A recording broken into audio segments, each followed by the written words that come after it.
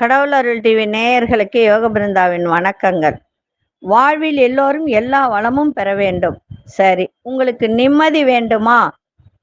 உங்கள் வீட்டில் சில்லறை காசு இருந்தால் இந்த பரிகாரத்தை செய்யுங்கள்.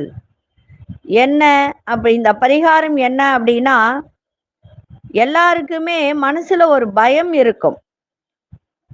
பயம் இருந்தாலே அந்த இடத்தில் நிம்மதி இருக்காது. இந்த பயத்தை போக்க உங்கள் வீட்டில் சில்லறை காசு இருந்தால் அதை வைத்து இந்த பரிகாரத்தை செய்யலாம். இந்த காசு பரிகாரம் நல்ல கை கொடுக்கும், உங்களுக்கு பெரிய அளவில் உதவியாய் இருக்கும். இதை நம்பிக்கையோடு செய்யணும். அதாவது சில பேருக்கு எதை எடுத்தாலும் நம்பிக்கையே இருக்காது. எந்த ஒரு விஷயத்தையும் நம்பிக்கையோடு செய்தாதான் இது நடைபெறும். கடன்கள், உங்களின் பிரச்சனைகள், உங்களின் வாழ்வாதாரத்தில் இருக்கக்கூடிய நிகழ்வுகள் எல்லாமே மாறணும் என்றால் முதலில் நாம் மாற வேண்டும். எப்படி மாறணும்? பாசிட்டிவான ஒரு எனர்ஜியை, அதாவது நேர்மறையான எண்ணங்களை நம் வாழ்க்கையில் கொண்டு வர வேண்டும். அதற்கு என்ன பண்ணலாம்? இது குழப்பம் எல்லார் மனசுல வரக்கூடியதுதான். ஒரு சின்ன சின்ன பூஜைகள் பண்ணினால்தான் நம்ம மனசு மாறும், ஒரு நம்பிக்கை வரும், இல்லைங்களா? சரி, இப்பொழுது நம்ம பரிகாரத்துக்குள்ள போகலாம். இந்த பரிகாரத்தை எப்படி செய்வது? அதான் முதல்ல சொல்லிட்டேன், பயம் இருக்கும்போது தான் எந்த இடத்துல நிம்மதி இருக்காது அப்படின்னு சொல்லிட்டு.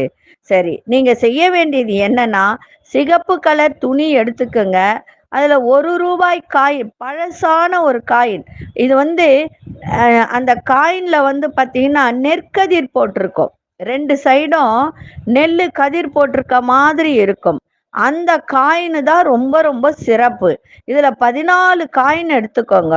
இந்த 14 காயினும் சிகப்பு துணியில வைங்க. 3 கொட்டைப்பாக்கு வைங்க. 9 மிளகு வைங்க. அதுல வச்சுட்டு ஒரு முடிச்சா சிகப்பு நூல்ல கட்டி ஒரு முடிச்சா போட்டுக்கோங்க. போட்டுட்டு ஒரு சங்கல்பம் பண்ணிக்கோங்க. அதுக்கு முன்னாடி என்ன பண்றீங்கன்னா, ஒரு பேப்பர் எடுத்துக்கோங்க, ஒரு வெள்ளை பேப்பர் எடுத்துட்டு சிகப்பு பேனாவில் இந்த பேப்பர்ல எழுதுங்க. உங்களுக்கு என்ன தேவையோ அதை அதில் எழுதுங்க. உங்க இஷ்ட தெய்வத்தை நினைச்சு எழுதுங்க. அதை எழுதி அந்த பேப்பர்ல, அதாவது சங்கல்பம், இது எனக்கு நிறைவேறணும் அப்படின்னு எழுதி பேனாவில் அந்த முடிச்சுக்கடியில அந்த பேப்பரை மடிச்சு வச்சிருங்க. வச்சுட்டு ஒரு நெய் தீபம் ஏத்துங்க. ஏத்திட்டு உங்க இஷ்ட தெய்வமா இருக்கலாம், இல்லை உங்க குலதெய்வத்தை நினைச்சு பிரார்த்தனை செய்யுங்க.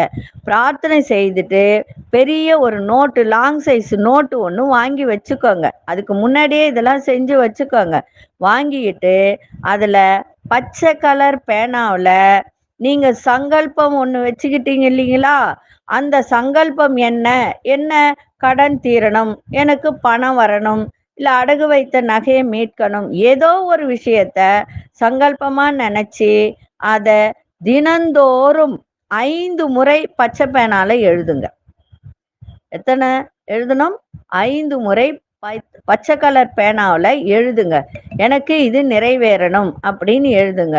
இது எத்தனை நாளைக்கு எழுதணும்னா 55 நாளைக்கு தொடர்ந்து எழுதணும். தினமும் எழுதணும். தினமும் நெய் தீபம் ஏற்றி வச்சுட்டு அந்த சங்கல்பத்தை நினைச்சு எழுதணும்.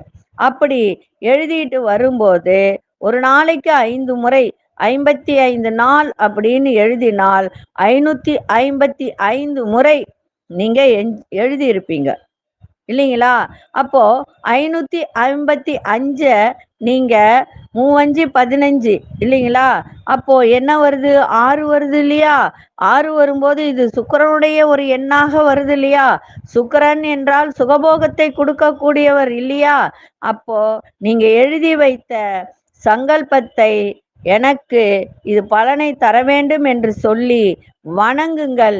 நிச்சயமாக உங்கள் வாழ்க்கையில் வளர்ச்சி கைகூடும் என்பதை நீங்க நல்லா உணரலாம். நீங்க அதாவது கண்கூடா நீங்க உணரக்கூடிய சக்தியை இது கொடுத்துரும். இது செய்து பாருங்கள். இது சில்லறை காசு பரிகாரம் என்று சொல்லக்கூடியது. இதை நீங்கள் செஞ்சு பார்த்துட்டு சொல்லுங்க. ஆனால் ஒரு நாள் எழுதிட்டு மறுநாள் எழுதல, நாளைக்கு எழுதிக்கலாம்லாம் நினைக்கக்கூடாது. தினந்தோறும் எழுதணும். 5 முறை தானே, அது எழுத முடியாதா? ஒரு பெரிய லாங் சைஸ் நோட்டோ சின்ன நோட்டோ ஏதோ ஒரு நோட்டு வச்சுக்கோங்க. தினந்தோறும் 55 நாள் தொடர்ந்து எழுதுங்க.